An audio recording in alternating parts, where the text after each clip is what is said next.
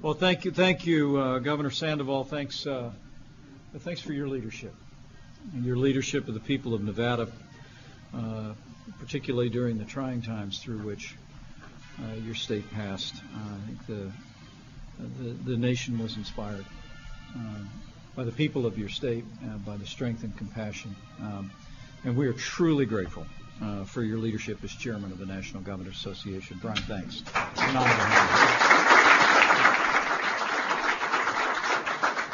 It is great to be back among so many friends for what now has become an annual tradition.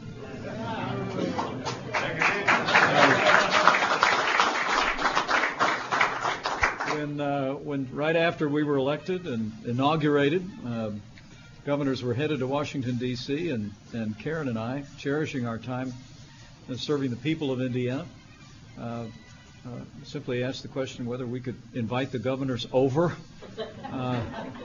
President readily encouraged us to do that, and we found out that last year was the very first time. And let me just thank all of the Republican and Democrat governors and spouses who are gathered here today. We are honored to have you here at the Naval Observatory. And I just hung up the phone from a great champion of our state-based innovation and federalism. And I want to bring greetings. Bring greetings from the 45th President of the United States of America, who looks forward to his time with you this weekend greatly, President Donald Trump.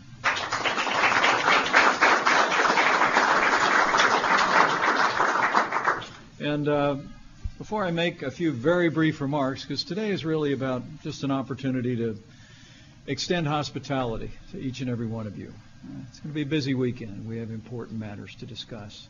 And I and the President both believe that the timing of the National Governors Association meeting this year is particularly important.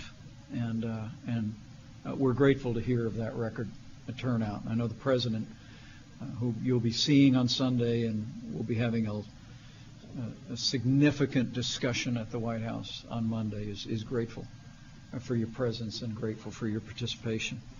But today is really about fellowship and encouragement, and I just want to give you a chance to thank the Second Lady of the United States of America, who was passionate about opening this home back up to all of you. Would you thank my wonderful wife, Karen Pence?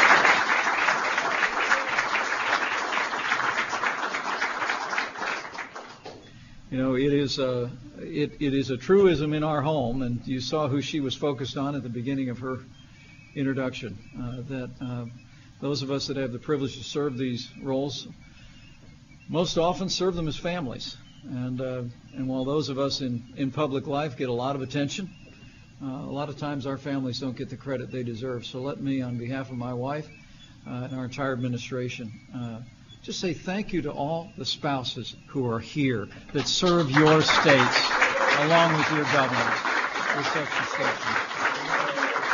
We appreciate you all.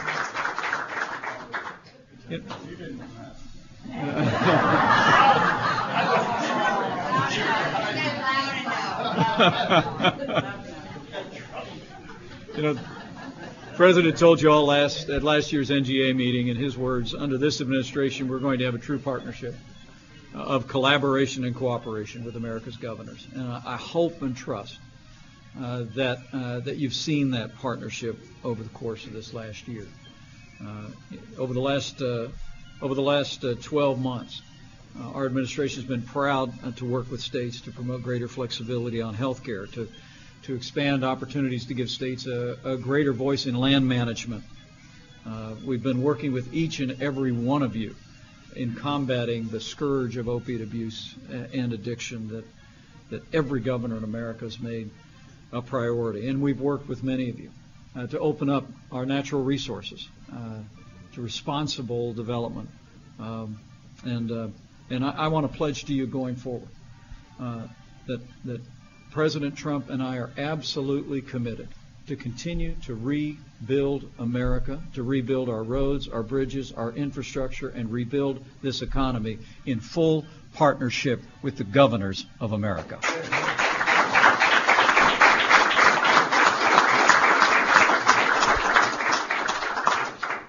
while we've worked with you on all of those things that impact people's lives and the strength of our economy, I know I speak for the President when I say how inspired we've been to see the way our governors have stepped forward and led in times of crisis and challenge in your states and in the life of our nation. We traveled to Texas in the wake of Hurricane Harvey and stood with Governor Abbott and the First Lady, who did such a remarkable job with their state. We were in Florida and Puerto Rico and the U.S. Virgin Islands after Hurricane Irma and Hurricane Maria with Governor Scott, Governor Rosella, and Governor Mapp.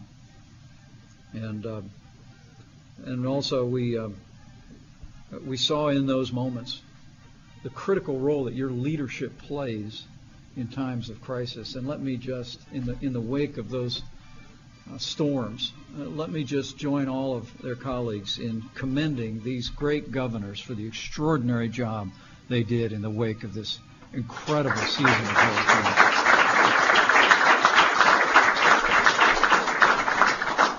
And of course, I stand before you today on my heart, on our hearts, what's on the hearts of the American people. In the wake of the terrible attack that took place at Marjorie Stoneman Douglas High School. Sadly, it is only the latest in a series of mass shootings over the last year that have claimed innocent lives in Las Vegas and in Sutherland Springs, Texas. And then, as in those moments of natural disasters, the President and I have marveled at the courage and the compassion of our governors. And we've been inspired by your commitment in the wake of these terrible moments.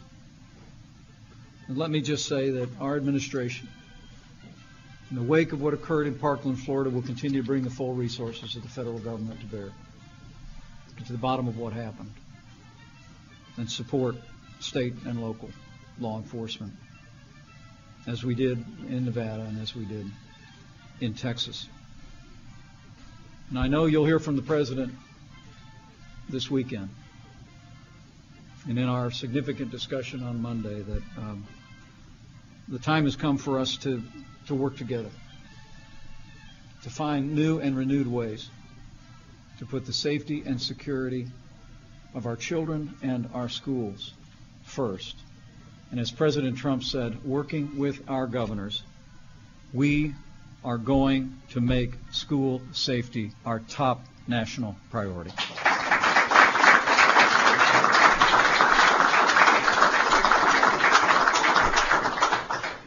As most of you know, the President's already taken action in this regard. 2 days ago, President Trump and I met with the family of Meadow Pollack, a beautiful young lady who lost her life in that terrible attack in Florida. We met with other students and families reeling from that attack, but we also sat with families from Sandy Hook, families from Columbine, still bear the scars in their hearts, similar incidents that took place in their communities. As the President said, we'll never forget that conversation. Yesterday, the President met with state education and safety officials, talked about how we might move forward. The President told them what he told the nation in the immediate aftermath of what took place, that no child, no teacher should ever be in danger in an American school. And we are absolutely determined, working with all of you and working with leaders in the Congress, to bring this evil in our time to an end.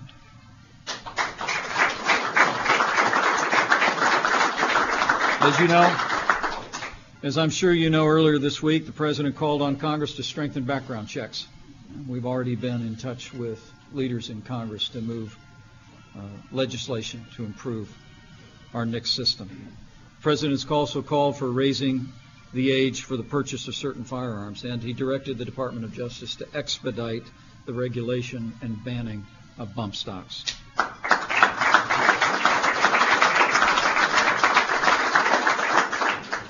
The President has also called for the Congress to take strong action to make our schools safe, to make sure that we give law enforcement and our families the tools that they need to deal with those struggling with dangerous mental illness.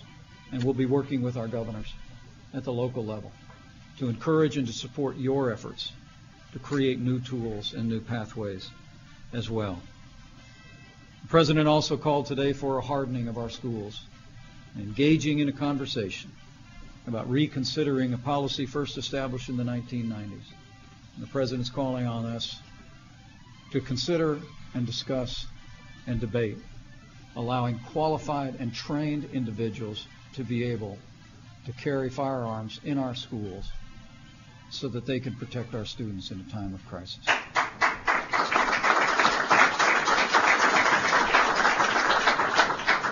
But now we want to hear your ideas.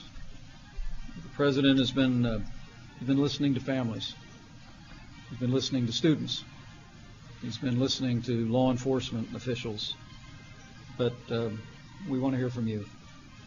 And so we want to encourage you to bring your best counsel in our discussions in the days ahead. We look forward very much to the discussion this weekend, starting informally in the White House on Sunday night, and then in a deep discussion that begins, not ends, on Monday. It's absolutely imperative that each of us do all that we can to support safe schools and security for our children. So on behalf of the first family and the second family, thank you. Thank you for your leadership. Thank you for your deep love for your states and the devotion that you show each and every day, and the difference that you're making in the lives of the people that you serve. We know there are sacrifices in public service. We're well familiar with them. But as we see a growing economy, as we face new challenges, I look out at this group and I'm more confident than ever that with your counsel and continued leadership, and with President Donald Trump in the White House, we'll face these challenges together, and we'll bring real and renewed solutions for the American people. So thank you. Thank you for your service to your states. Thank you for your service to the United States of America. And God bless you. And God bless President Trump.